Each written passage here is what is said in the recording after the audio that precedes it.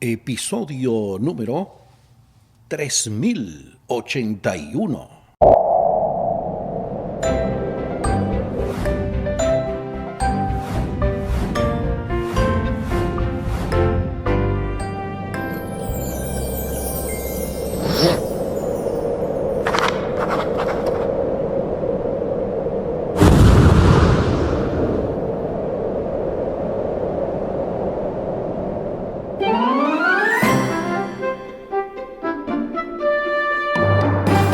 Amadas hermanas, amados hermanos, ¿qué tal? Bienvenidas, bienvenidos. Esto es Estudio Sistemático de la Biblia. Por la gracia de Dios estamos alcanzando ya este martes 1 de abril. ¡Hey, qué belleza! Viene abril, con abril la primavera, ¿verdad? Aunque no se siente mucho porque está un poquito frío todavía aquí, pero estamos dando la bienvenida al cuarto mes del año. Y aquí tenemos la frase que nos ocupa hoy. Hay muchas personas trabajando duro en sus empleos, pero muy poco en su futuro. Tremendo, original de Jim Rohn. En breve, mi comentario. Gracias por su sintonía. Omar Medina les acompaña.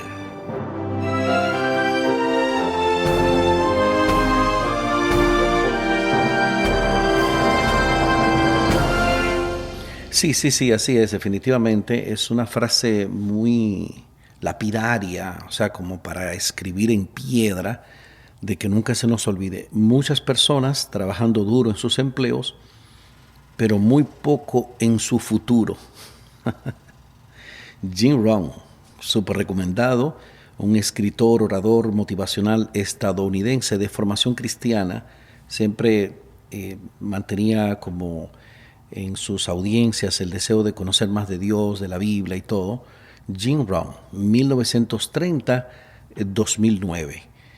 Tremendo. Muchas personas trabajando duro en sus empleos y muy poco en su futuro. Pensar en invertir, en conocer, yo debo hacer eso, no lo he hecho hasta ahora, y ya el tiempo va avanzando, ¿no? Pero el que lo ha logrado y está con ese enfoque, de verdad que continúe así, motivando también a otras personas. Nunca es tarde, mientras la dicha es buena, como dicen, pero hay que comenzar ya, hay que pensar en eso, ciertamente. Muy, muy buena frase, buenísima frase, que nos motiva, que nos ayuda, que nos hace pensar que el presente no lo es todo, que hay que sembrar, ¿verdad?, para luego cosechar. Muy bien, para hoy tenemos la porción titulada Daniel cierra las palabras. En esta primera lección, algunos principios de interpretación profética. Tú sabes, desde el sábado venimos con la introducción al nuevo trimestre, luego el domingo fue el que le entienda, ayer lunes Dios es comprensible, y para hoy Daniel cierra las palabras. Una extraña orden que se le dio al profeta. Vamos al texto a memorizar, lo encontramos en el libro de Jeremías, en el capítulo 9, versículo 24. Pero como ya les he dicho, me gusta leer desde el 23. Dice así Jeremías 9, 23 y 24. Ya algunas personas tienen esto memorizado. Así dijo Jehová, no se alabe el sabio en su sabiduría, ni en su valentía se alabe el valiente, ni el rico se alabe en sus riquezas, mas alábese en esto el que se hubiere de alabar, en entenderme y conocerme que yo soy Jehová, que hago misericordia, juicio y justicia en la tierra, porque estas cosas quiero, dice Jehová. Gloria a Dios. Escuché clarito que dijeron amén. Ese texto márquelo, subráyelo, resáltelo, memorícelo, practíquelo, compártalo. Libro de Jeremías, capítulo 9, versículos 23 y 24. Les invito para que hablemos con nuestro Dios en oración. Nuestro Dios, nuestro Padre, nuestro soberano Rey, toda nuestra adoración, todo nuestro corazón, Señor, para ti. Porque eres merecedor de alabanzas, eres el único merecedor de alabanzas. Gracias, muchas gracias por tu palabra, porque tenemos este privilegio enorme ahora otra vez de volver a las Escrituras, Ayúdanos a entender estas cosas, oh Señor, y que nuestro corazón arda en nuestro pecho al ser impactados con estos mensajes poderosos de las Escrituras, y que este sea el sentir también de cada uno de nuestros oyentes. Lo suplicamos en el nombre y por los méritos de nuestro Señor Jesucristo. Amén, Señor. Amén.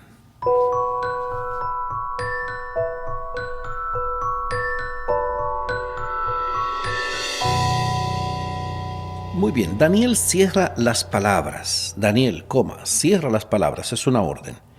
Vamos a ver qué nos dice el libro de Daniel en el capítulo 12. Como decíamos en la introducción del trimestre, al desconocer el libro de Daniel, mucha gente no conoce, tú sabes, los detalles de la profecía, porque la profecía bíblica se entiende en el ABC que ofrece el libro de Daniel, o sea, como el fundamento, la base. Desde el principio del libro de Daniel, tú sabes que los primeros 6 capítulos son de corte histórico, los últimos 6 capítulos son de corte profético, pero se van como complementando, ¿verdad? Desde los primeros capítulos hasta los últimos capítulos. Entender Daniel 12, por ejemplo, es vital para saber el devenir de la profecía, ¿no? Por ejemplo, Daniel 12:4, que dice, Daniel 12:4, pero tú, Daniel, cierra las palabras y sella el libro hasta el tiempo del fin. Muchos correrán de aquí para allá y la ciencia se aumentará. Tremendo. Vamos a explicar hoy ese versículo y lo que tiene para contarnos más adelante también el Super Humberto. ¿Cuál fue la orden que le dio el Señor a Daniel? Que cerrara las palabras y sellara el libro hasta el tiempo del fin. Y se nos invita a comparar esto con lo que dice Apocalipsis 22:10. Mira qué interesante. En ese último capítulo de Daniel, ¿verdad? Y vamos a comparar lo que se dice en el último capítulo de Apocalipsis. Apocalipsis 22:10 dice, y me dijo, no selles las palabras de la profecía de este libro, porque el tiempo está cerca. Tremendo. Mientras a Daniel se le dice que cierre las palabras y selle el libro hasta el tiempo del fin, porque se le ha dicho que eso era para muchos días, ¿verdad? Por el contrario, al Super Juan en el Apocalipsis se le dice que no sellara las palabras de la profecía porque el tiempo está cerca. Mira, hasta ahora no había visto esa correlación que hay ahí. De eso nos va a hablar más adelante el Super Humberto. No es raro oír a predicadores citar Daniel 12:4 como predicción del auge del conocimiento tecnológico y científico justo antes del advenimiento de Cristo. Otros también lo utilizan para describir los avances en los viajes durante el último siglo. Muchos de los libros de nuestra confesión, de hecho hay que admitir de nuestra iglesia adventista, han adoptado este enfoque. Aunque pueden parecer interpretaciones razonables, el texto en cuestión apunta a otro significado. O sea, yo era de los que creía eso, que era como el avance de la ciencia y eso. Pero no, realmente no. Porque cuando uno estudia bien el contexto de lo que se está hablando, si leemos nuevamente ese pasaje, la instrucción del ángel a Daniel comienza con la orden, cierra las palabras y sella el libro. ¿Ok? El tema al que se refiere el texto es el propio libro de Daniel. ¿Podría entonces este conocimiento que aumentaría repentinamente al final del tiempo referirse a la comprensión del libro de Daniel? Esto distingue el libro de Daniel del Apocalipsis en el sentido de que Juan recibió la orden de no sellar su libro, ¿ok? Como hemos leído en Apocalipsis 22:10, el Apocalipsis debía entenderse desde el principio porque el tiempo estaba cerca. En cambio, Daniel se entendería más claramente en un futuro lejano. A lo largo de los siglos, muchos estudiosos cristianos intentaron explicar el libro de Daniel y algunos lograron grandes avances. Sin embargo, la comprensión de Daniel aumentó rápidamente tras el cumplimiento de la profecía de los 1260 años. Recuerdan, desde el 538 hasta 1798, cuando múltiples expositores de todo el mundo comenzaron a llegar a la conclusión de que algo espectacular sucedería alrededor de 1843. Porque ese cálculo no lo hizo Miller de por sí, ya eso, mucha gente había estado investigando sobre eso. De hecho, Isaac Newton, que escribió hizo una referencia, un folleto, un libro acerca de Daniel y Apocalipsis. O sea, muchas personas a lo largo de los siglos les intrigaba porque era una profecía de tiempo larga. Y se dan todos los detalles de cuándo eso comienza y todo. Y eso apuntaba a mediados del siglo XIX. Tú sabes, de 1842, 1843, 1844. Entonces ahí apuntaba también, cerca de esa fecha, 1798. Fíjate que está cerca de 1798 a 1844, realmente no es mucho tiempo. Y esa profecía de los 1260 días o un año, tiempos y la mitad de un tiempo, eso apuntaba a finalizar en 1798. Entonces, muchos autores comenzaron a llegar a la conclusión de que algo espectacular sucedería en esos años, alrededor de 1843. El más notable de ellos, sin embargo, fue William Miller, o Guillermo Miller, cuya predicación dio inicio al gran movimiento adventista en el siglo XIX e inició una cadena de acontecimientos que darían origen a la iglesia remanente y una clara comprensión de los mensajes de los tres ángeles. Bien interesante, solo que quiero aclarar algo. La iglesia adventista del séptimo día no existía en 1844, que he visto mucho ese error en Wikipedia, en otros sitios que ponen, no, porque la iglesia adventista, que el gran chasco de Miller, que la iglesia adventista del séptimo día, no existía la iglesia adventista del séptimo día en 1844. La iglesia adventista del séptimo día, como la conocemos hoy, fue fundada en 1863. O sea, 19 años más tarde de 1844. ¿Verdad? Así es, déjame ver, porque lo estoy diciendo de memoria, pero es fácil, tú le restas a 1863 menos 1844, te da así 19 años. Obviamente fue el movimiento que dio origen a eso, porque a raíz del gran chasco o la gran decepción, 1844, de que entendían y era la interpretación como que la tierra sería purificada, lo que sería que se entendía la tierra como el santuario y que sería purificado y que se purificaba con fuego y todo. Realmente eso iba a suceder en el santuario celestial, esa purificación del santuario celestial. Entonces, quedaron esos tres grupos de Guillermo Miller, a raíz de ese movimiento millerita. Uno de los grupos que quedó fue el que más tarde sería la iglesia adventista el séptimo día, pero era el menos promisorio de los tres grupos y el que más heredó el estilo de Miller. Jaime White, Elena más tarde White, José Bates y otros de esos pioneros. Ellos heredaron ese estilo de Miller de ser muy centrado en la escritura. No, que yo me soñé, que el Señor me dijo, que yo creo. No. ¿Qué dice la Biblia?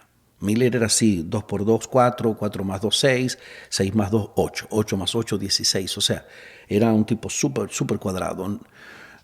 No, porque hay un sentimentalismo que nos ocupa y que vamos a reavivarnos. No. ¿Qué dice la Biblia? Tú ves, más que el sentimiento, la convicción, la certeza de las Escrituras. La emoción ocupa su lugar, pero los adventistas nos hemos diferenciado de otros grupos de que no enfatizamos tanto el asunto de darnos contra la cabeza de la pared o algo así, porque realmente se trata de creerle al Señor en su palabra, en las doctrinas bíblicas. en lo claro de estas doctrinas. ¿Tú entiendes? No, porque yo creo que es diferente ahora y que Dios me dijo, que yo me soñé, que yo vi en la sopa. No, no, no, no. ¿Qué dice la Biblia? Así es con el caso del Super Guillermo Miller. Entonces, el nacimiento de nuestro movimiento mundial es un cumplimiento de la predicción de Daniel de que el conocimiento aumentaría en el tiempo del fin. El conocimiento del libro de Daniel y de la profecía de Daniel. ¿Ok? En torno a la purificación del santuario, al desarrollo de la historia, de la misma historia, desde Babilonia, Medo-Persia, Grecia, Roma, hasta el tiempo que estamos hoy día. ¿Tú entiendes, manito? Entonces, eso es. En contraste y sin juzgar la salvación de las personas, piensa en la oscuridad en que se encuentra gran parte de la cristiandad en cuanto a su comprensión de la Biblia. Por ejemplo, mira qué análisis hay aquí. Algo tan básico como el séptimo día, sábado, establecido en el Edén, muchísimo antes del nacimiento de Abraham y de toda esa gente, eran Adán y Eva nada más que estaban en el mundo. Y ya Dios había hablado del sábado en Génesis 2, 1 al 3. O sea, no fue dado a los judíos eso fue dado a la humanidad. ¿Ok? Pero algo tan básico como eso, establecido en la misma creación, y es ignorado por la gente, incluso descartado en favor del domingo, un día originado, como todos saben, en el paganismo romano, en el Sunday, día del sol. O pensemos en la absoluta ignorancia acerca de lo que la Biblia en verdad enseña acerca de la muerte, ya que la mayoría de los cristianos creen en la idea pagana de que existe un alma que abandona el cuerpo en ocasión de la muerte y que pasa inmediatamente a otra esfera de existencia, lo que para algunos significa también el tormento eterno en un infierno ardiente inmediato después de la muerte. O sea, esas son cosas que bíblicamente no se pueden sostener. Tú no tienes un alma, tú eres un alma. O sea, el alma, el ser viviente, que lo que surge, como dice Génesis 2:7, cuando Dios forma al hombre del polvo de la tierra, sopla en su nariz aliento de vida y es un alma viviente, dicen versiones antiguas de la Biblia. Un ser viviente, un alma viviente. O sea, el alma es precisamente esa unificación, ese ensamblaje entre el polvo de la tierra y el aliento de Dios. Y que cuando la persona muere, el aliento vuelve a Dios que lo dio y el polvo vuelve a la tierra, el cuerpo vuelve a la tierra de donde vino. Pero ahí no de que es un alma consciente. No. Los que viven saben que han de morir, pero los muertos nada saben, dice el libro de Eclesiastés. O sea, bíblicamente no se puede sostener como que exista una dualidad del ser, como que yo soy cuerpo y soy un espíritu que se llama alma, que sale de mí, que deambula por ahí, que le asusta a la gente. No, eso son creencias, se respetan porque son creencias muy arraigadas en la mayor parte de la tradición cristiana, pero bíblicamente eso no se puede sostener, bíblicamente hablando. Entonces son errores que se han colado en el pensamiento cristiano. ¿Ok? La mayoría de los cristianos creen eso. En contraste con eso, los adventistas deberíamos estar muy agradecidos y ser humildes por el conocimiento que tenemos acerca de esta verdad. O sea, porque es otra. O sea, esto no es para llenarse de orgullo y despreciar al otro porque tú sabes, tú no sabes, yo sé. No. Esto es con paciencia, con paciencia. Mucha gente ha ido conociendo estas cosas porque ya tenían esa inquietud. O sea, ¿y cómo es eso de que el alma se sale del cuerpo y eso? Bíblicamente eso no se puede sostener. No, porque hay una historia que contó Jesús del rico y Lázaro, cuando eso ni siquiera Jesús estaba hablando del asunto de la recompensa. Jesús estaba hablando en ese contexto de las decisiones que hay que hacer en vida para el destino eterno. Decisiones que no se pueden cambiar después que la persona muere. Y contó una historia que ya era muy conocida entre ellos del rico y Lázaro. Pero eso no enseña, de hecho la parábola no menciona a Dios por ningún lado. Es Abraham, que está en el seno de Abraham. O sea, y que el espíritu que tiene sed, y que un dedo en la lengua, con húmedo. Es una ilustración de la situación de imposibilidad de que alguien pueda cambiar el resultado de su vida una vez que muere. De eso se trata, porque de hecho la palabra infierno, mi gente, la palabra infierno no tiene nada que ver con fuego. Lo hace que ya uno la oye y uno cree que es fuego, pero infierno es algo que está como interno, debajo de la tierra. Pero un escritor famoso italiano, Dante, y su famosa obra era como una obra, como un poema largo y descriptivo de los horrores del supuesto infierno. A partir de ahí la gente que no, que el diablo tiene cacho, rabo y que tiene los dientes largos y que el infierno y que el fuego. Y entonces la Divina Comedia se llama esa obra y eso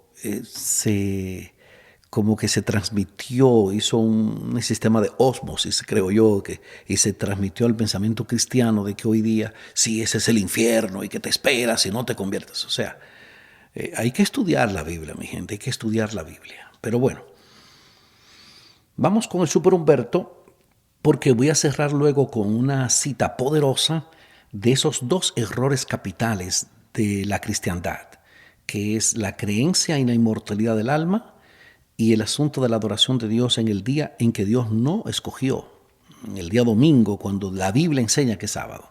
De eso voy a hablar, una cita poderosa que les va a ayudar bastante. Vamos con el Super Humberto, que viene con este tema súper interesante, una clara y reveladora cátedra acerca de Daniel y de Juan y de sus respectivas profecías. Adelante, Super Humberto. No sé por qué cuando nos toca leer el libro de Daniel, me viene a la mente de que es un libro pura y netamente adventista. En este capítulo de hoy, que estudiaremos el martes, Daniel cierra la palabra. Debo comenzar diciendo que el capítulo 12 del libro de Daniel inicia diciendo: en aquel tiempo se levantará Miguel, el gran príncipe que está de parte de los hijos de tu pueblo, y será tiempo de angustia cual nunca fue desde que hubo gente hasta entonces. Pero en aquel tiempo será libertado tu pueblo, todos los que se hallen escrito en el libro. Y muchos de los que duermen en el polvo de la tierra serán despertados, uno para vida eterna y otro para vergüenza y confusión perpetua. Los entendidos resplandecerán como el resplandor del firmamento, y los que enseñan la justicia a la multitud como las estrellas a perpetua eternidad. Pero tú, Daniel, cierra las palabras y sella el libro hasta el tiempo del fin. Muchos correrán de aquí para allá y la ciencia se aumentará. Cierra el libro, sella el libro. A Juan, por el contrario, se le dice en Apocalipsis 22 que no selle su visión. La profecía de Daniel se refiere a un tiempo lejano y por lo tanto es oscura para el presente y el futuro inmediato del profeta, mientras que la del libro de Juan debían cumplirse rápidamente. Sobre la expresión cierra la palabra, esto se debe comprender con la advertencia similar respecto a la visión anterior que se encuentra en el capítulo 8, en el versículo 26, cuando al profeta se le advierte: la visión de las tardes y mañana que se ha referido es verdadero, y tú guarda la visión porque es para muchos días. Esta instrucción no se aplica a todo el libro de Daniel, porque una parte del mensaje del libro de Daniel ha sido comprendido y de ese modo ha sido bendición para los creyentes durante siglos. La parte a la que nosotros nos estamos refiriendo es a la que tenía que ver con el tiempo del fin, con el inicio del fin que ya comenzó. Se aplica más bien a la parte de la profecía referente a estos últimos días. Hasta que llegara ese tiempo, no se podría proclamar un mensaje basado en el cumplimiento de la profecía de Daniel. Con estas palabras, sella la palabra. El ángel no prohíbe todo conocimiento de las cosas aquí predichas, pues todo lo escrito está escrito para nuestra enseñanza. Y el significado de esa enseñanza es que Daniel debía reconocer el favor especial de Dios para con él al descubrir tan grandes secretos divinos.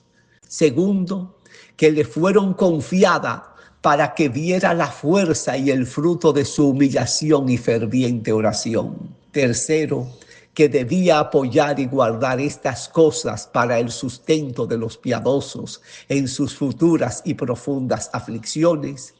Y por último, se ordenó a Daniel sellar el libro, porque pasaría mucho tiempo antes de que las palabras se cumplieran todas, mientras que se prohibió sellar las que estaban a punto de cumplirse.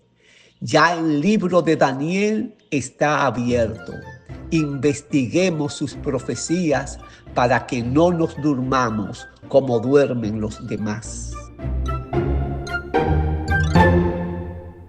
Oye, muy bien, muy bien. Muchísimas gracias, Super Humberto. Poderoso, poderoso. Ese efecto del que habla el Super Humberto de que Daniel le parece un libro adventista es por nuestro enfoque profético histórico que se establece precisamente en el libro de Daniel.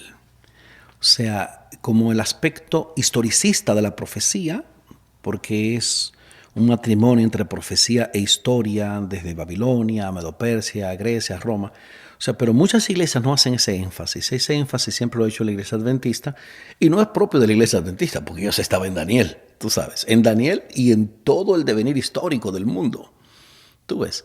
Entonces, el hecho de la purificación del santuario, la realidad del santuario celestial.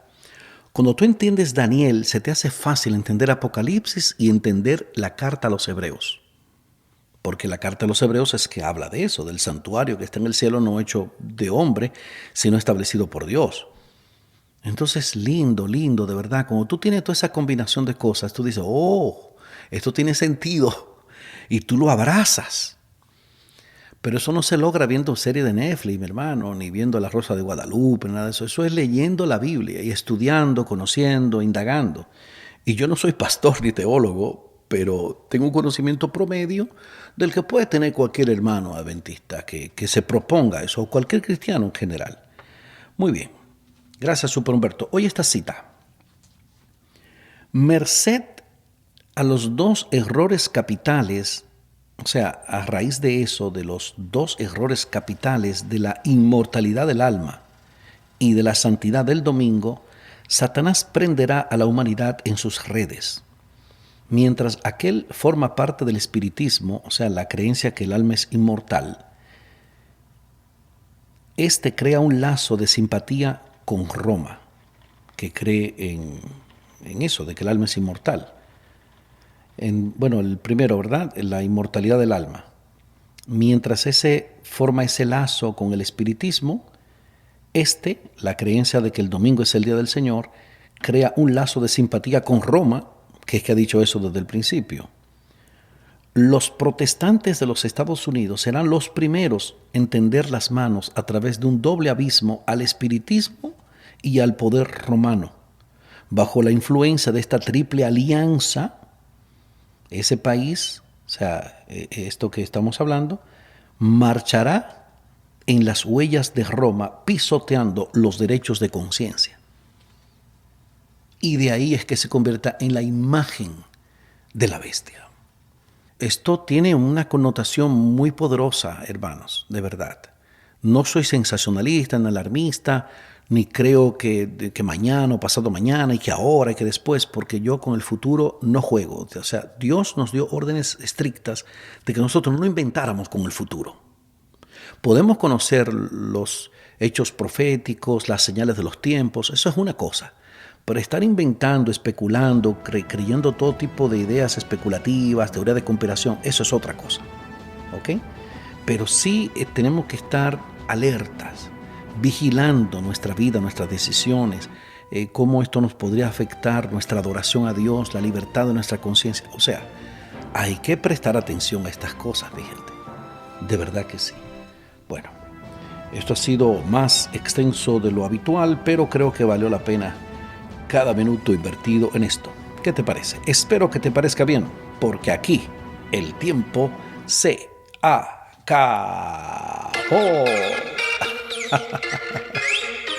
Tremendo. Excelente, mi gente. ¿Qué hemos aprendido hoy? Eso mismo. Esa relación entre Daniel, Apocalipsis, que mientras Daniel tenía que cerrar las palabras y sellar el libro, a Juan se le dijo que no sellara las palabras de la profecía porque el tiempo estaba cerca. Muy bien. Lo de la cita que leí del conflicto de los siglos, está en la página 574 de la edición que yo utilizo, pero es dentro del capítulo 37, el conflicto inminente. Muy bueno, capítulo 37, el conflicto inminente.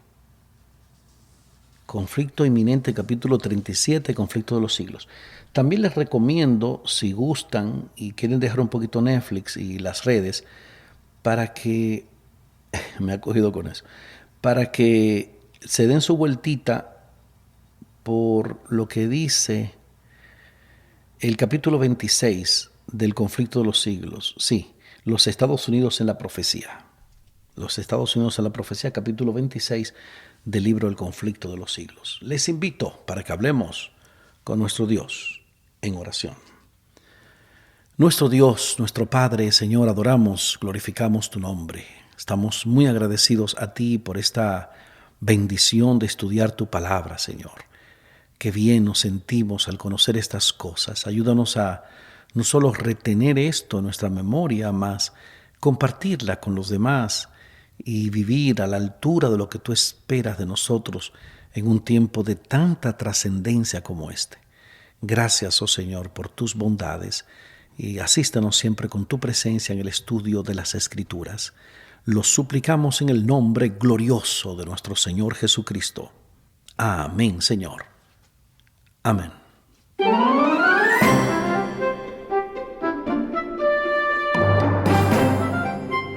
No se pierda para mañana miércoles el estudio de la palabra. Esto pica y se extiende en esta poderosa lección 1:1:1, algunos principios de interpretación profética. En el marco de este nuevo trimestre, alusiones, imágenes y símbolos, cómo estudiar la profecía bíblica. Omar Medina les agradece la fina gentileza de la atención dispensada y como es habitual estaremos siempre cerrando con esta frase que, este verso que dice: nada me ha de faltar, Dios es mi guía, no sé nada de mi destino, pero ¿qué ha de temer en su camino aquel que en Dios confía? Hay paz, hay paz.